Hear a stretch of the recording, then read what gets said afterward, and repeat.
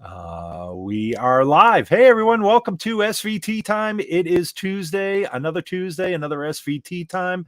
This is episode 55. As you can see, we're missing one person. Dom will be joining us here in a few minutes. He's doing a good deed. He's helping a buddy out. So we're going to forgive him for that one, but we can give him a little bit of ribbing once he joins in. Man, episode 55. I'm Dino Monoxylus. This episode, we've got my awesome dear friend, Ampeg artist, bass player extraordinaire, Nashville dude, Mr. Dave Fowler. How are you, buddy? I'm very well, Dino. Thank you. I really am grateful to be on the podcast, call it, but I'm very grateful to be here. So thank you. Man, thank you for joining. Thank you for taking the time to do this. It's been a while.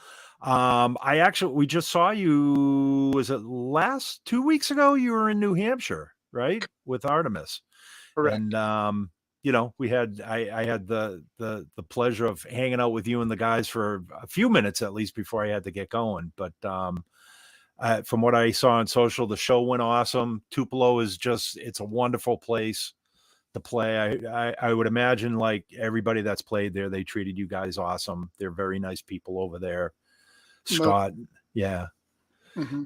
So anyways, Dave, man, so I've known you, gosh, going back, it's got to be 30, 35 years. Well, actually, probably 30, 35 years since I was in LA, actually. Yeah. And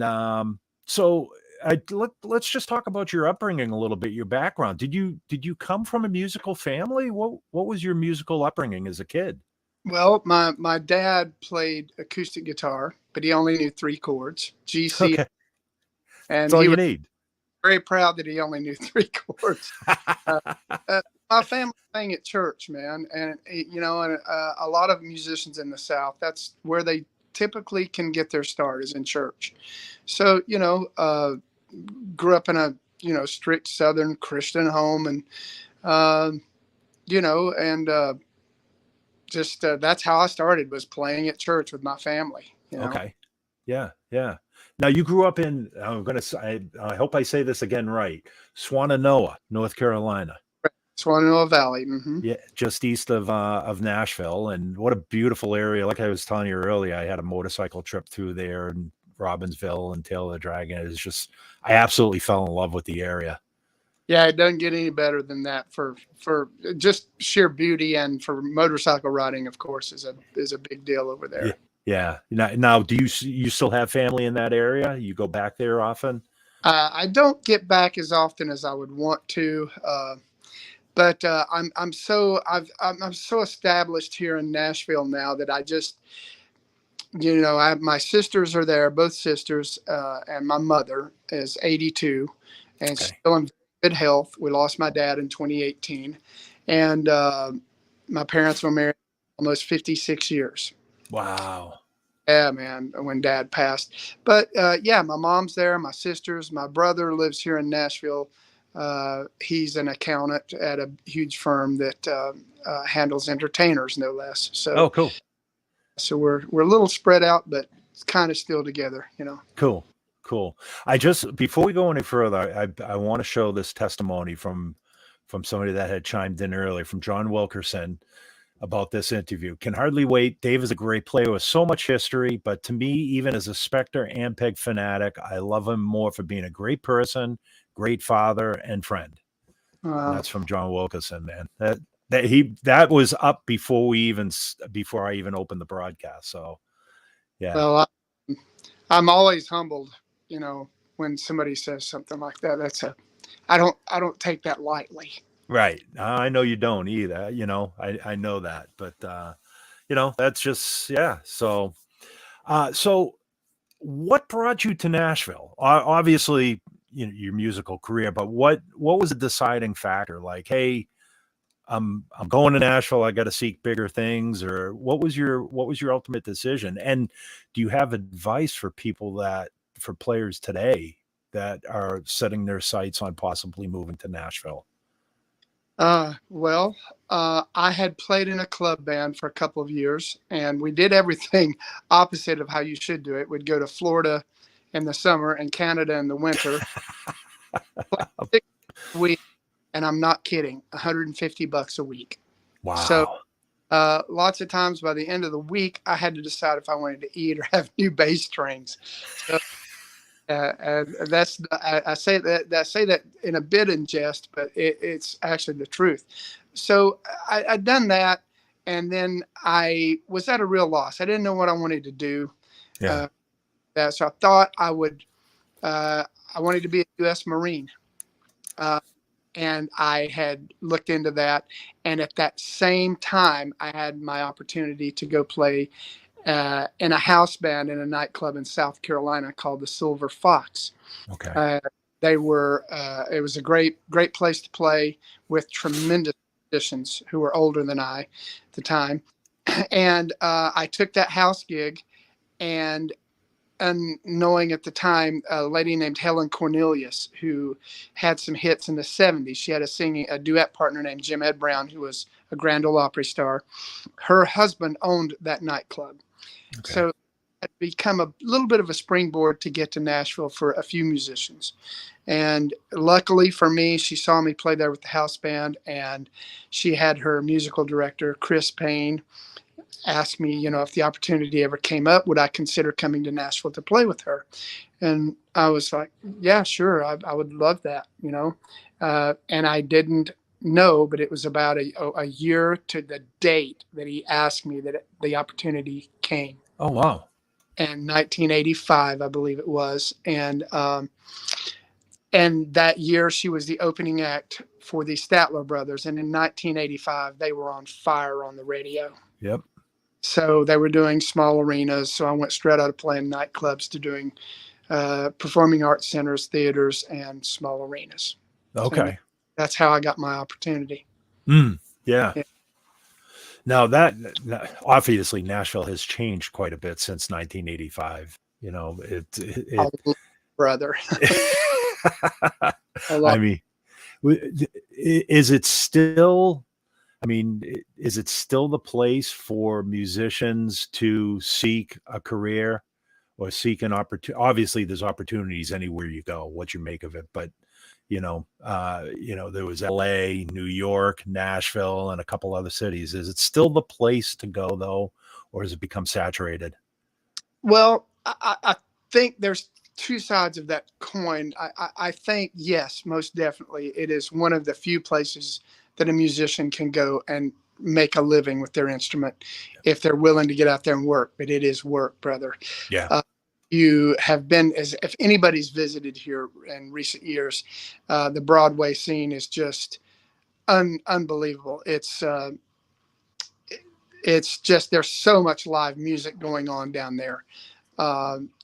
It's just a mecca for young musicians that really want to get out there and do it.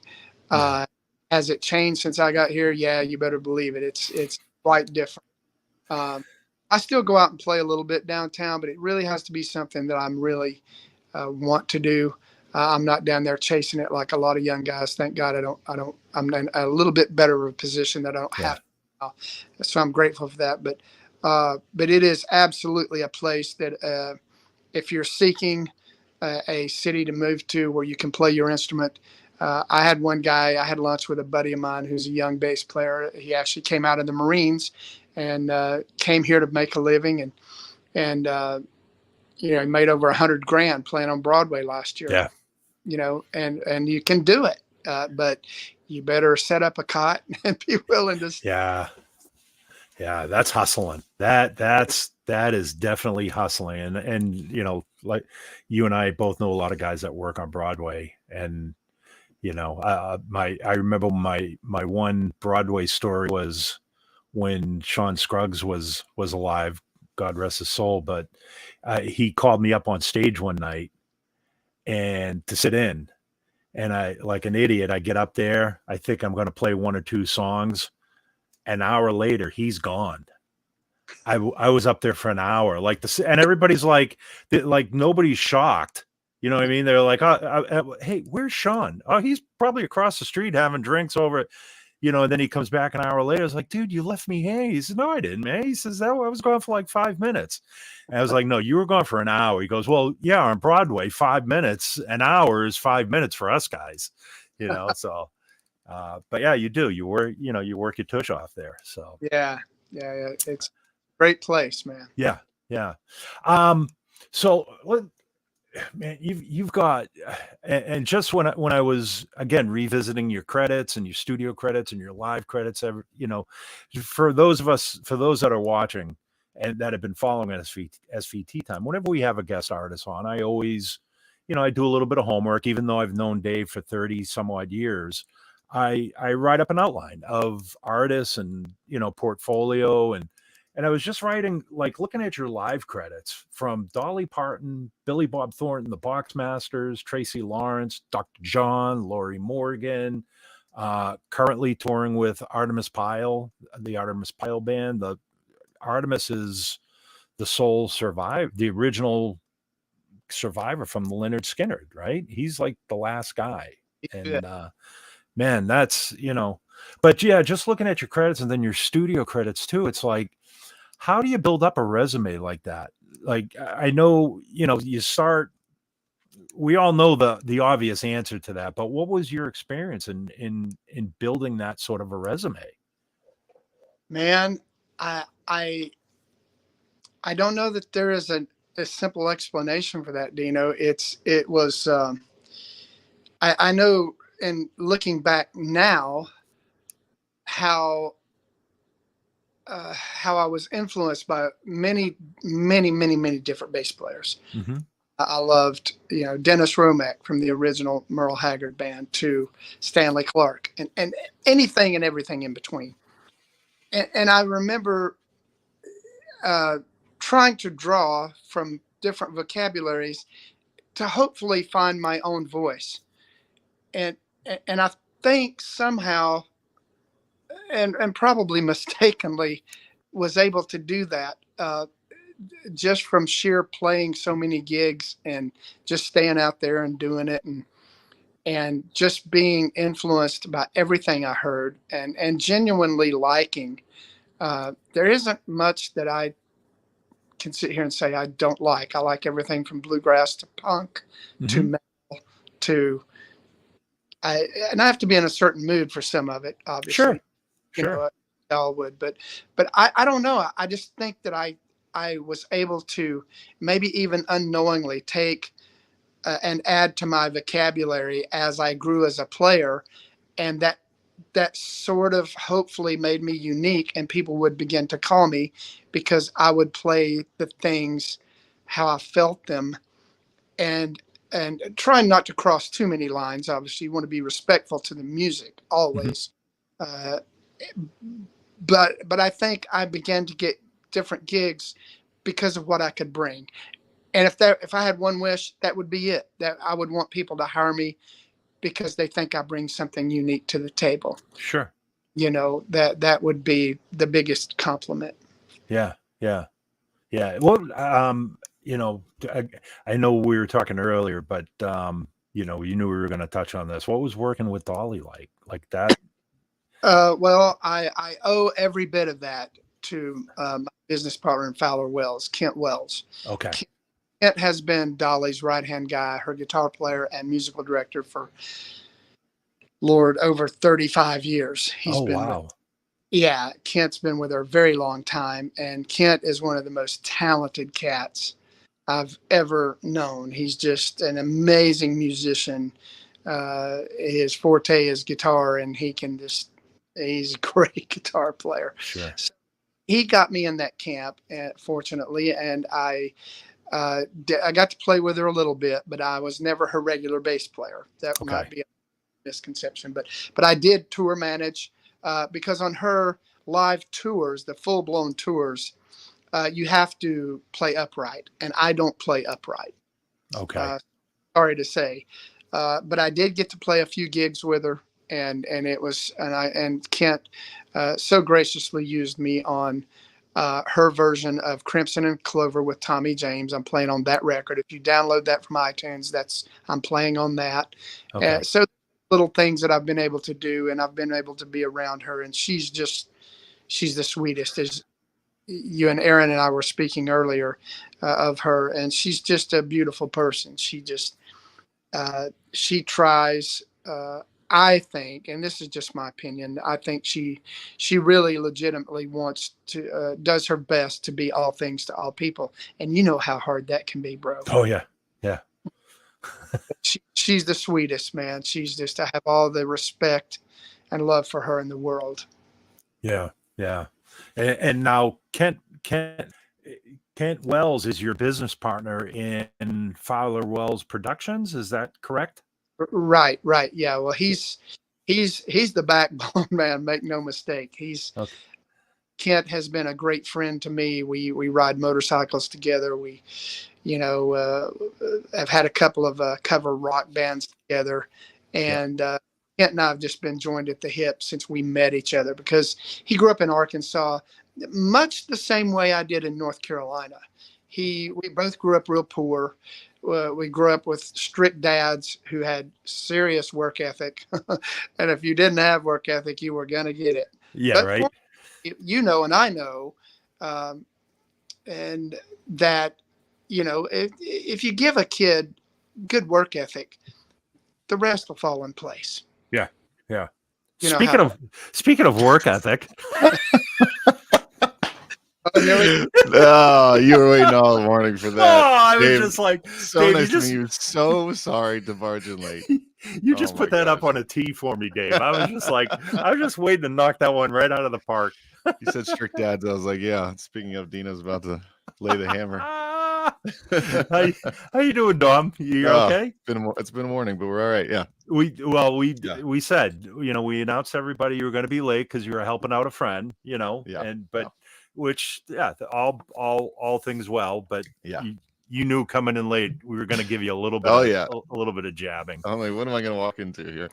So this is the first time you guys have met, actually. I don't believe you've met at a NAMM show or anything. So Dave, this is Dom Liberati. Dave Fowler. Dave, nice to meet you, man. Dom is the brainchild behind the SGT DI, by the way. So oh wow. Actually, he's the brainchild behind all the new Ampeg stuff. So if you don't like it, blame Dom. Yeah. You know where to find me. Very excited to try that piece. I have a buddy who said since he got one, he's used it almost exclusively. My buddy John, who's just a guru for that kind of stuff. And he loves it. If John loves it, you're into something. That's great. Cool. That's good to know. And I am waiting for more units to come in, and as soon as we get that, obviously I'll get one out to you, Dave, so you can let us know how it does in the Nashville battle scene too, But now you're currently, speaking of gear, Dom, Dave was just in town a couple of weeks ago with Artemis Pile Band, and I won't say I was amazed, and not even surprised, but your current rig, Dave, is all in-ears, no cabinets. And he's using an old Ampeg SVP CL. Okay, yeah. Which is the signal chain, from what it was explained to me, was the original signal chain off of an SVT VR. Okay. So he's using that with a compressor and feeding in-ears. And I remember asking you, Dave, I was like, man, do you miss having a cabinet on stage? Like, is anybody else missing a cabinet? But the thing I was happy about is how compact that little rack is that you just wheel in and that's a tube rack too, right? That's got the preamp tubes. It is a tube pre, yeah. Somebody should make that with IR loading, do you know? That'd be cool. I just wrote myself reminders explore this. Yeah, right. Make a note of that. So, but Dave, you've been using that rig now for how long? Well, since I started this gig in 2014, I built the rack, and as a matter of fact, the person that recommended that, I was in search of the Ampeg preamp that I wanted to use, and I started using. I can't remember. Maybe it was the Billy Sheehan one. I can't remember. I don't think Billy has BSP. Yeah, and it sounded really good. but I still was missing something. I didn't quite put. I'm not the smartest tech guy, but I feel like I know good tone, and I wasn't getting what I needed. Yeah. I was talking to John Willis about it, the same guy who's using the SVT. John Willis is a good friend. He's like the go-to guy when you got questions about gear and technical stuff. And Dave, you got to try the SVPC out. And if he can find one, So I went on my hunt and I found two. So I have two of them. I have a spare and the one I use, and I made the record with it too. I'm run my wireless into the front of the preamp, out of the preamp into Warm Audio 76 compressor, out of that straight to house, and the sound man just loves it. Yeah. It works. And everybody's on in-ears except for Artemis in the band, right? That is correct. Mm-hmm. Okay. And like most drummers, I when I talk about drummers, especially in relationship to Ampeg, it's like you guys, drummers, outside of bass players, drummers probably know more about bass amps and Ampeg amps because they're the ones usually sitting next to it and dialing in. So does Artemis miss having a bass rig next to him, or is he's got full on monitors just blasting at him? Yeah, he gets plenty in his wedges, and he has a sub as well. So he loads it up pretty hefty. Okay. 5 years old next month, and he's still just playing great. Yeah. Just sounds great, still lays it in there. And I've heard him say time and again, if the subject of bass amp comes up, the first thing out of his mouth always is Ampeg, because that's what Leon used, up until the very last tour where they had the white PVs, Sure. But Ampeg was always the staple. And he's actually bought a few SVTs through the years. Artemis has. Yeah. Okay. So that's interesting. So all the white PV backline came later in the history of the band, like that backline you see on Live One More from the Road and all that. That's about the time. That's Mm-hmm. Okay. All right. And man, I got to tell you, and forgive me for indulging myself here. I will say this about Artemis. I was doing a clinic at Nashville NAMM. This was prior to COVID. And, I was set up on the hallway in the Yamaha booth. And, those things are always nerve-wracking anyways, because you're always wondering, who's out there watching and this and that. I'm just doing like a 20-minute thing. And I look up and there's you, Dave, with Artemis and Billy Sheehan, all standing there, and you're all just kind of like the resting guy face. Yeah, and like, Artemis, guy is fearless. Like, walks through everybody, walks up on the stage, walks up behind me, gives me a big kiss on the cheek, hugs me, and says, "It's going to be all right. Just play."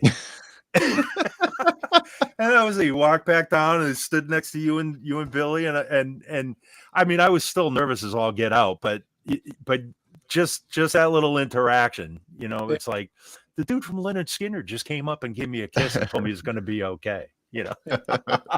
Never mind Dave and Billy. That you guys disappeared after that one. He's and I've really grown to love Artemis as I've known him over the last several years of being in his band, and we have a lot of fun on the road, and it's been a real departure for me, Dino, because you've known me a long time. The playing style has really, I've had to relearn how to play because of my technique, my right left hand technique have had to change. Not super drastically, but they've had to change. I've had to adapt to be able to play this music because it's such a departure. Yeah. Now, have you? I mean, we all know the atypical Skinner tunes that we all play in bars. Sweet Home Alabama, Give Me 3 Step. That. But one thing I found, like listening to the Skinner catalog, it's easy to learn the songs, but it's a whole different level learning the actual bass lines to the songs. I've never, outside of yourself and a few guys, like I've never heard anybody actually play the correct bass line to Sweet Home Alabama. Yeah, same. It's And how many times have you heard that live? Exactly. Yeah. It was so challenging for me when I got in the band. I actually called Jerry Lida, one of our guitar players, because Jerry handles all the business, and he was the one that initially called me about being in the band. And once I started getting into the nuts and bolts and I realized how drastic I was going to have to change, I actually called Jerry and I was like, dude, I'm not sure I'm the right guy for this. You might want somebody else. He's like, oh man, you can do it. He's like, just apply your, just, check out Leon on YouTube and just, you can do this, Dave. Yeah. And I'm kind of glad he was like that about it, because now that I've overcome that fear, really did apply myself and I took the time to learn the stuff right. I'm so proud of what we are doing. Sure. Yeah. Yeah. Now, did you ever get, every now and then, do you ever get the stink eye from Artemis? Like, hey, that's not, or does he have any input on what you're playing, or is he just happy with whatever you're laying down? And I really, in this band, with all the other gigs that I've ever done, I've had a lot of freedom. Mm-hmm. Within respect, as we said earlier, within respect to the music. You always want to, but in this band in particular, we don't stray from the parts, man. The first band that I've ever been in that I really adhere to what was on the record. Once in a great while, you might hear me do a little something outside, but it'll be really subtle and really quick, and I'm right back to where I need. Because you can't add or take away,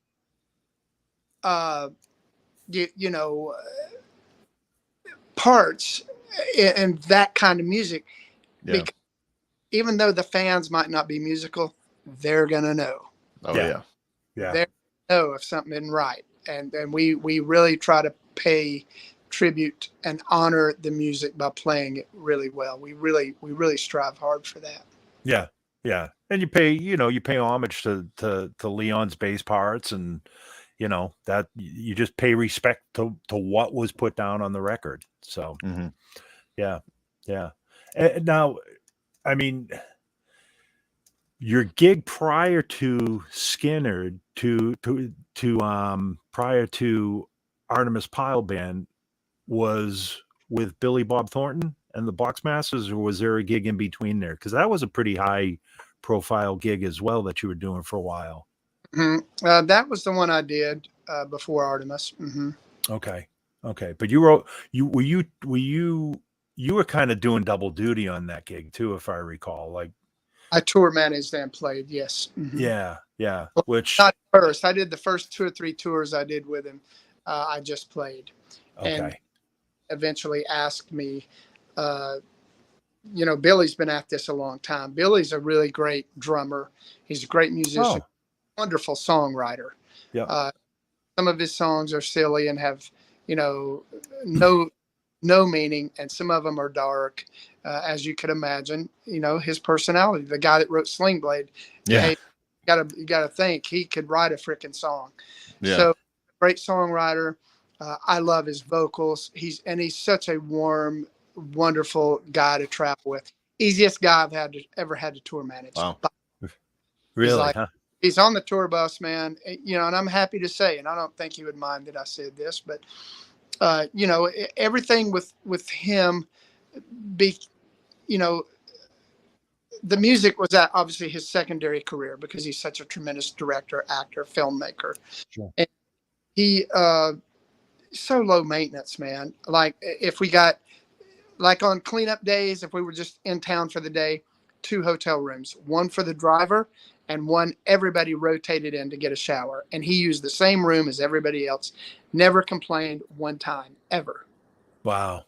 Just, cool. Yeah. It was all about how we can make money and save money, Yeah. and because this music, he's so passionate about it, man. If you get a chance to see them, they're on tour right now, actually. Yeah. And if you guys want to go see them, if they're anywhere near you, let me know and I'll connect you. But he's wonderful to travel with. He's so easy, man, and just a great guy. And the music is fun. It's a great band, and it was just great. I love it. I miss it.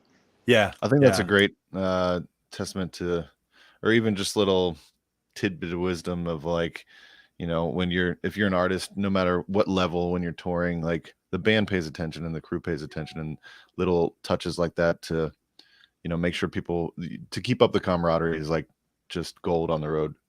Yeah. Yeah.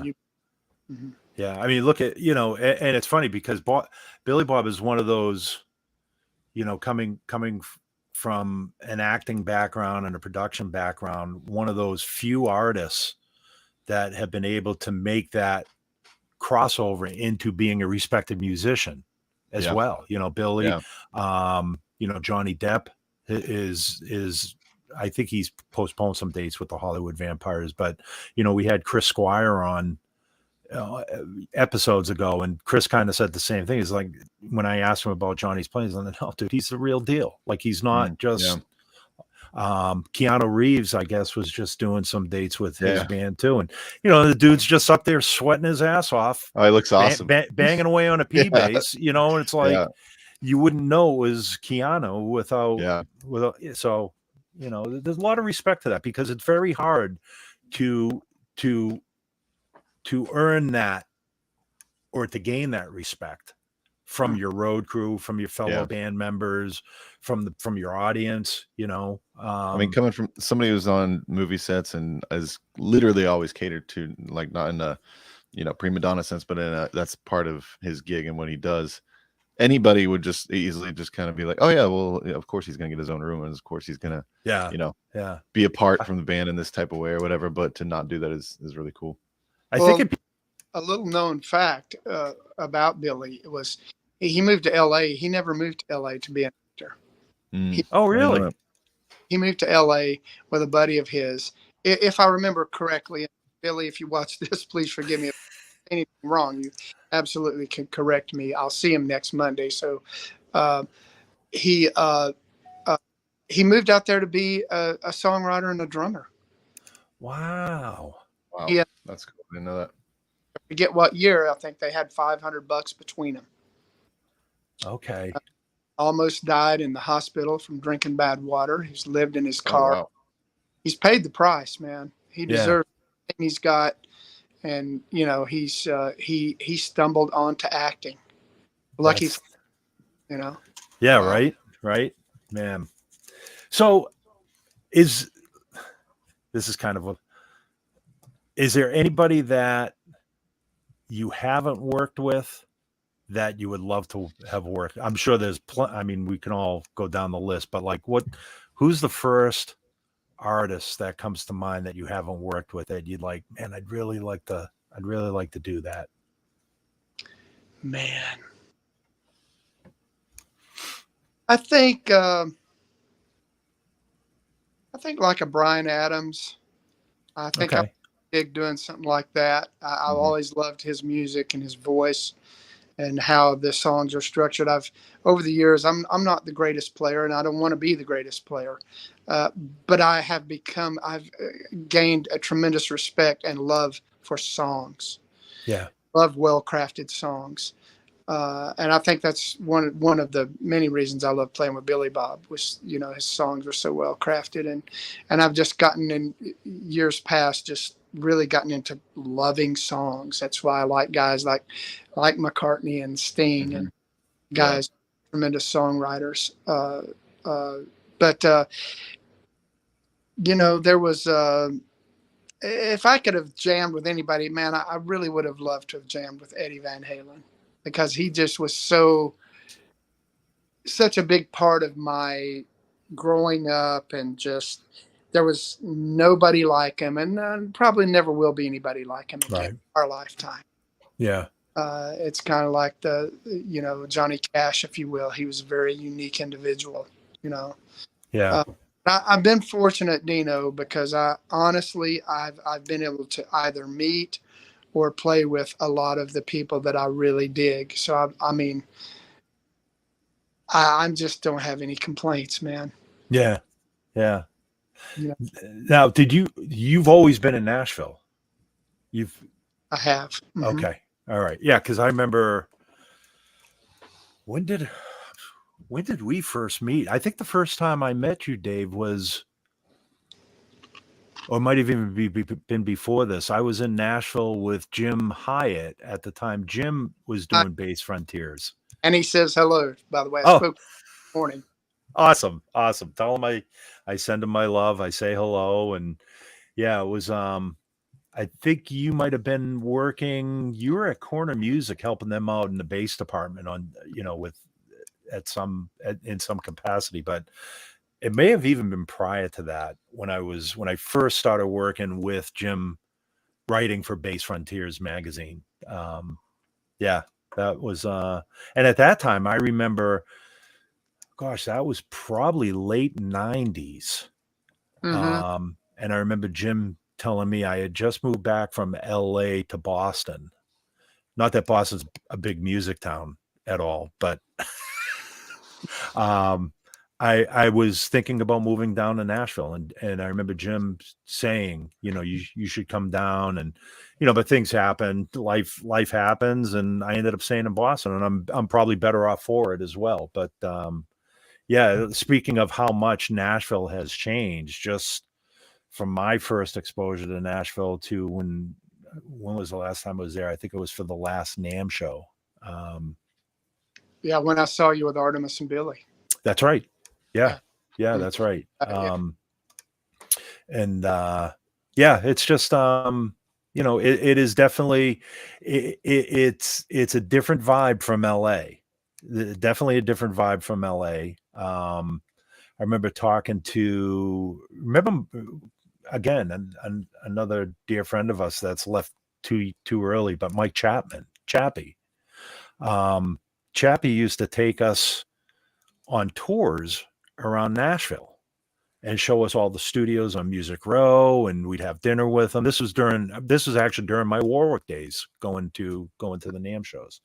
And I remember asking Mike, I said, hey Mike, thinking about moving to Nashville, and I says, any kind of suggestions on like how did you just kind of like the conversation we're having, it's like, how do you get involved with Garth Brooks and the records and this and that? And he says, honestly, Dino, he says, around here, it's all a matter of how big your bass boat is. And he was speaking figuratively, but literally too, because he was like, we all go fishing together. Yeah. Like my wife hangs out with Garth's wife, who introduced me to Garth, and we went fishing. And, next thing you know, you never know what kind of conversation's going to have on the river when you've got your lures in the water, and stuff comes out of that. He says that's the kind of stuff doesn't happen in LA per se. It's more, it's just a different vibe. It's more of a family vibe, I guess you would say. So. It's when bless his heart, he's so sick now, but when TM Stevens was here, came very close with TM. He was an Ampeg guy for a while. Yeah. And I grew to love TM because I was such a fan. But TM, he came to town and we hung out for a few days. He was here mixing his record, I believe it was, one of his solo records. And, I took him around, introduced him to a bunch of buds, went out clubbing, and he was just blown away at the camaraderie among bass players. Yeah. He's like, he goes, you guys actually help each other find gigs. What happened in New York? And I was like, well, that's how we do it, T. Everybody wants to help each other. Everybody wants everybody to do well, Yeah. Mm-hmm. And there's room for everybody, man, Yeah. Yeah. There's no scarcity mindset in terms of like how much work there is or projects to be on. LA is a little bit more like, oh, this is my thing. Like, don't come close. Well, LA's so far spread out too, though. Yeah. Yeah. But that's true. Yeah, I mean, there's a there's a Facebook group called the Nashville Bass Hang that and it's I've known guys that have tried to, like, it's a private group. Of course they allow me in because of how often or not often I am in Nashville, but just my relationship with the brand and everybody. I know so many bass players in Nashville but they, it's the same thing. It's like, I've seen guys go on there and say, hey, never played Broadway before.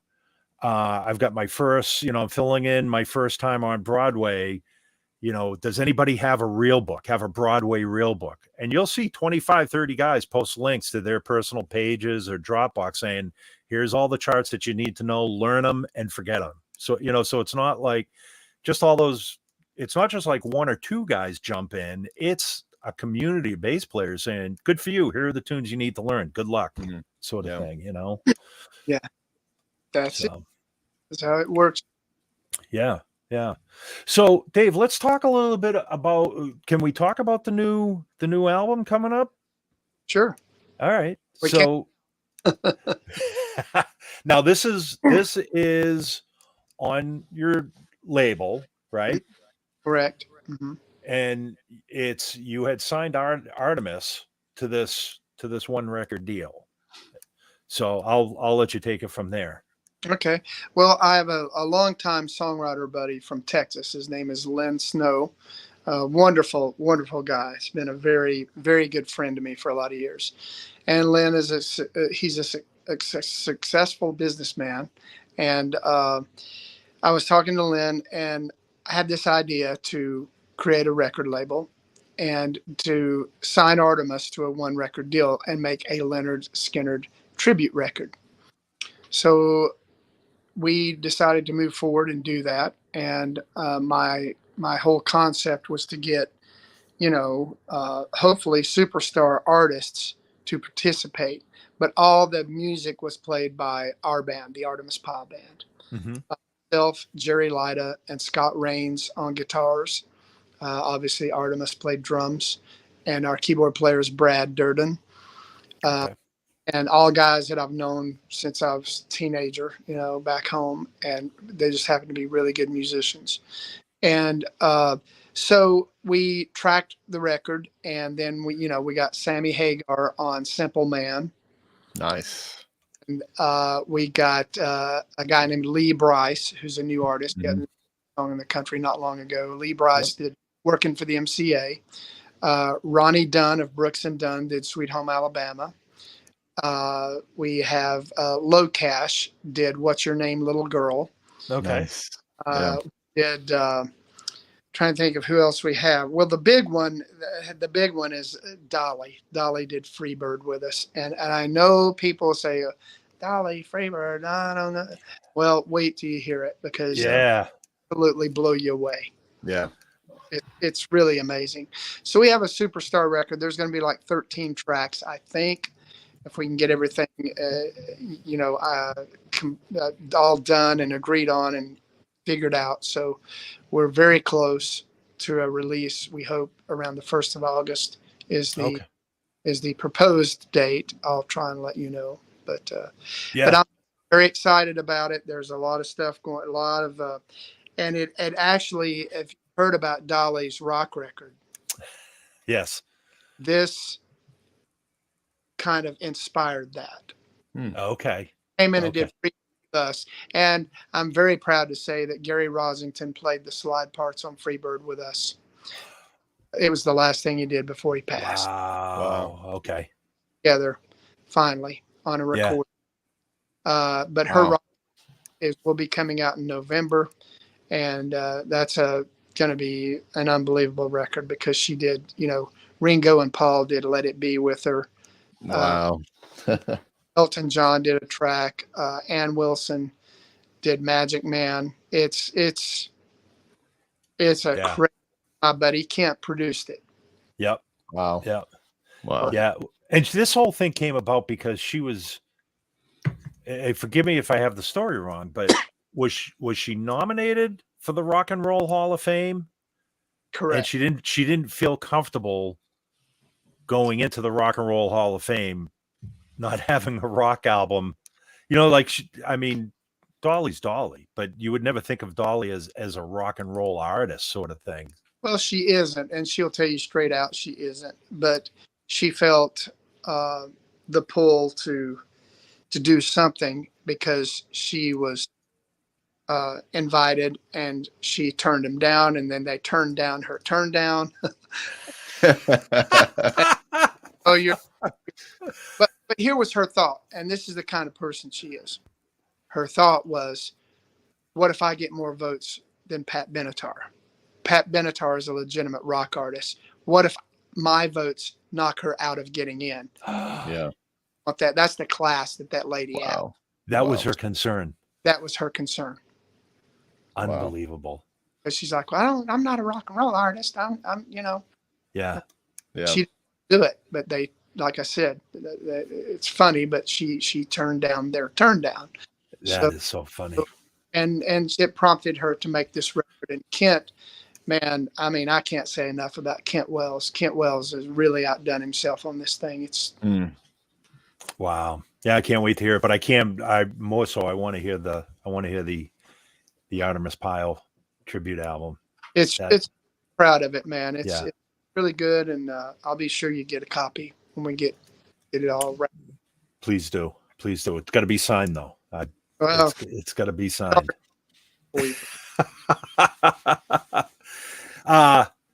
So I'm looking at some of my notes here too, but one of the things that you're also known for, Dave, is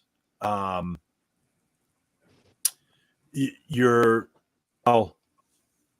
been a Specter guy for a long time and primarily a 4-string player. Do you play any 5 strings at all, or is it all 4-string? I do. I learned to play 5 years ago. Out of, obviously the modern records all have 5. So you got to know how to get around on one at least. Yeah. And, so I do. I have an old Kramer era 5-string Specter, thanks to my longtime buddy Gene Fox, because they're very rare. Yeah. 77 of those, and I have number 36. Nice. So, it's a tremendous studio bass. They really work well for me in the studio because I was a Music Man guy for most of my career. I just Stingray. Uh-oh. And sorry about that. That's all right. Here we go. But yeah, I saw I don't know if you remember the giant police poster with Sting jumping off the drum riser with that white speck. Of course I do. Of course no one does. I'm obsessed. We got into town a day early. I was on tour with Lori Morgan, and I think we were touring with like Alabama, and we were playing the Rose Garden there where the Blazers play basketball. And we got in a day early, so I would typically always on the road. I would rent a car and go tool around. I didn't want to just. And I was driving past this record shop, which no longer exists anymore. And there was that poster was hanging. And I drove past, and I saw that poster. I was like, oh.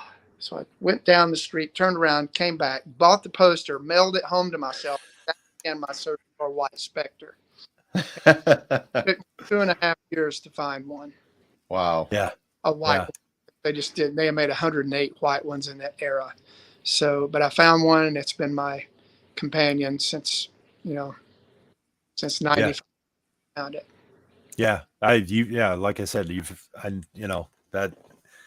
I know you cherish that bass because I see you with it, depending on a gig, but for the most part, I see a lot of your social posts playing that bass as well. And you've got a few other Specters as well. I do. I have T.M. Stevens #1 that probably God knows how many #1 records. The multi paint job thing. Yep.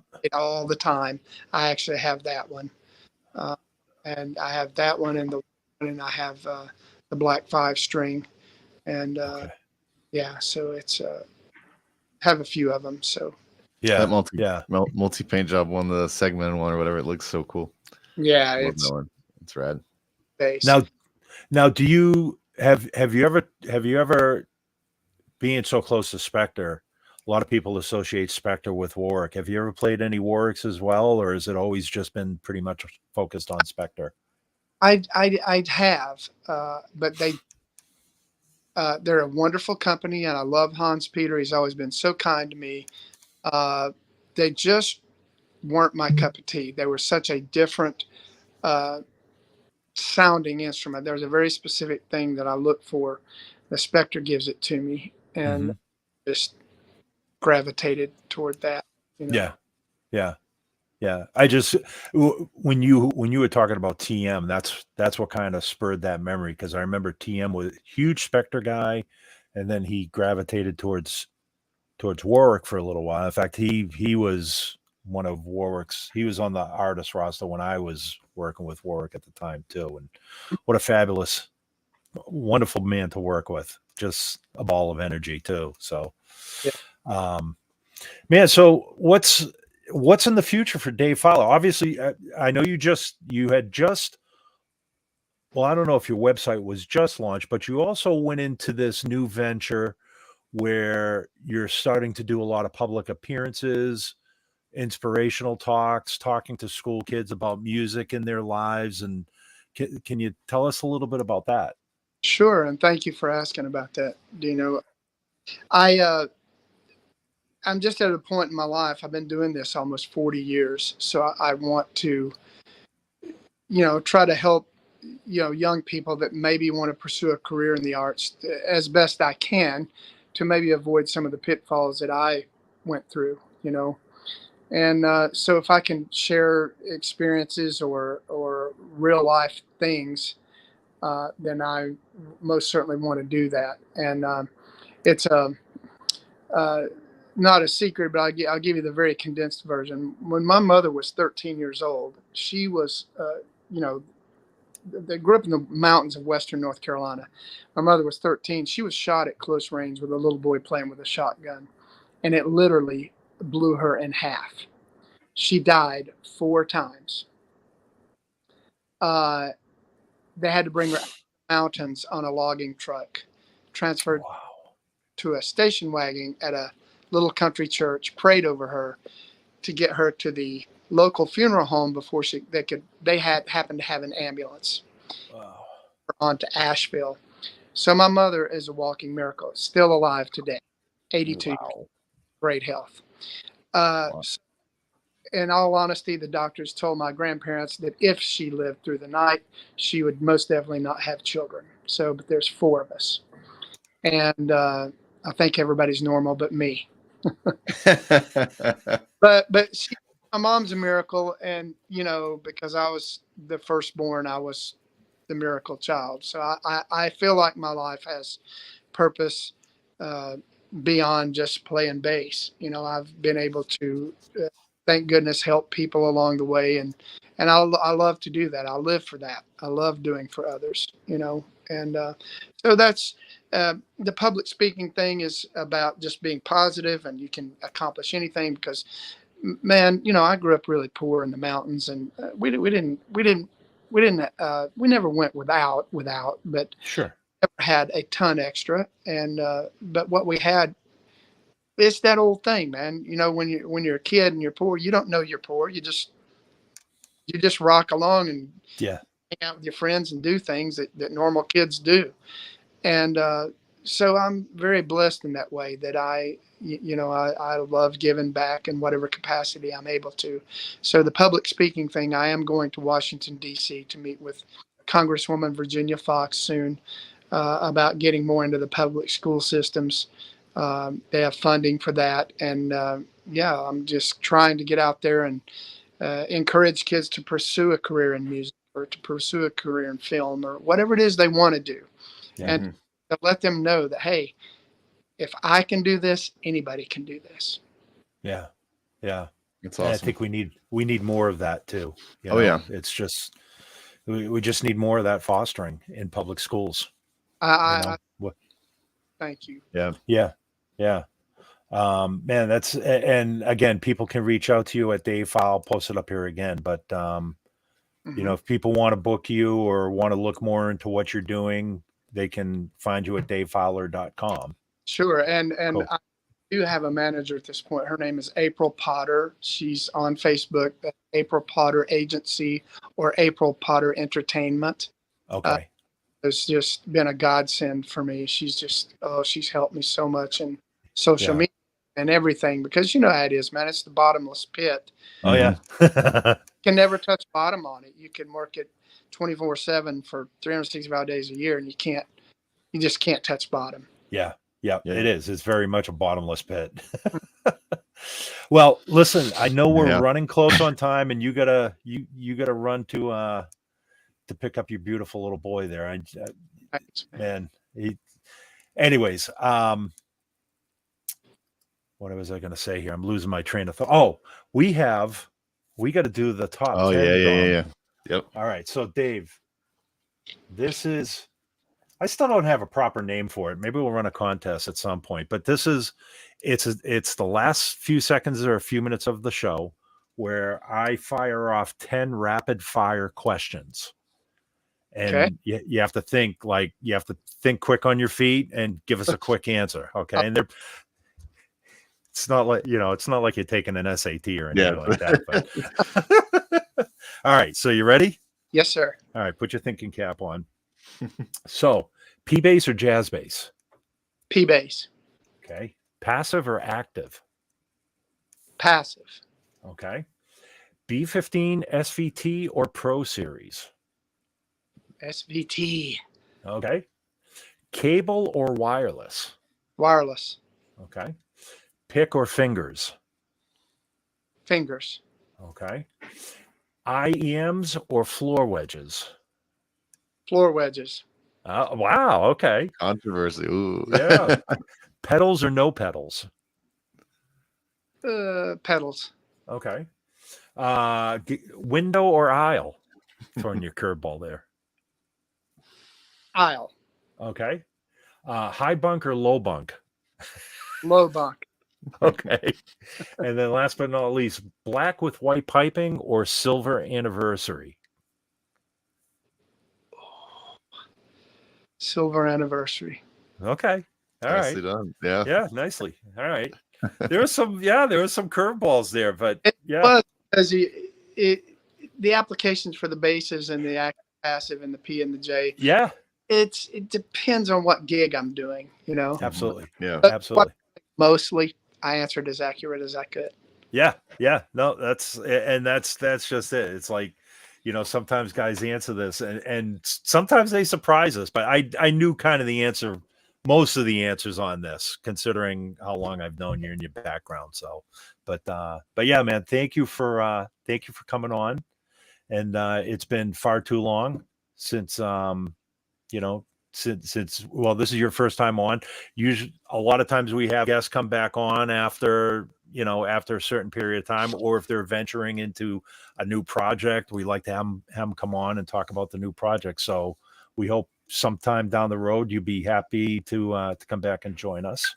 Oh, I'm more than thrilled. hold And on. My alarm was going off there. Tom, I'm very, I changed the alarm.